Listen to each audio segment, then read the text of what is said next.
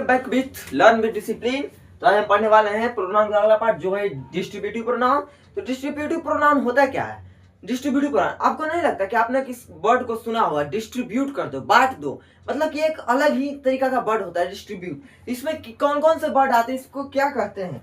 तो क्या होगा? इच, आइदर और नाइदर। क्या होता है? इच, आइदर और नाइदर को ही डिस्ट्रीब्यूटिव प्रोनाउन कहा जाता है। क्या कहा जाता है? डिस्ट्रीब्यूटिव प्रोनाउन कहा जाता है, इच, आइदर और नाइदर। तो यहाँ पर देखिए इच, आइदर और नाइदर। तो जैसे कि मैंने बताया डिस्ट्रीब्यूटिव प्रोनाउन में आता है इच, आइदर, नाइदर को डिस्ट्रीब्यूटिव प्रोनाउन, इसी के यूज को डिस्ट्रीब्यूटिव प्रोनाउन कहा जाता है। तो देखिए इच का मतलब होता है प्रत्येक, आइदर का मतलब दोनों में से कोई एक, नाइदर का मतलब दोनों में से कोई भी नहीं।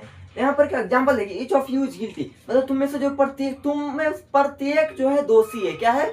दोषी है। यहाँ पर देखिए इच, और अगर एक बात और ध्यान रखिएगा, अगर ये किसी नाउन के पहले आ रहा है, अगर ये किसी नाउन के पहले आ रहा है, ये तीनों वर्ड अगर ये किसी नाउन के पहले आ रहा है, नाउन के पहले आ रहा है या इसके बाद नाउन आ रहा है, ऐसे समझिए, तो ये क्या हो जाएगा? डिस्ट्रीब्यूटिव एडजेक्टिव हो जाएगा। क्या हो जाएगा? डिस्ट्रीब्यूटिव एडजेक्टिव हो जाएगा। और इसी को डिस्ट्रीब्यूटिव प्रोनाउन कहते हैं। इच, आइदर, नाइदर, इच का मतलब प्रत्येक, आइदर का मतलब दोनों में से कोई नहीं, दोनों में से कोई एक, नाइदर का मतलब दोनों में से कोई भी नहीं। और इसका एग्जांपल देखिए, each of you is guilty, मतलब प्रत्येक, किसी को बांट रहा है, प्रत्येक, कोई, दोनों में से कोई नहीं, दोनों में सभी।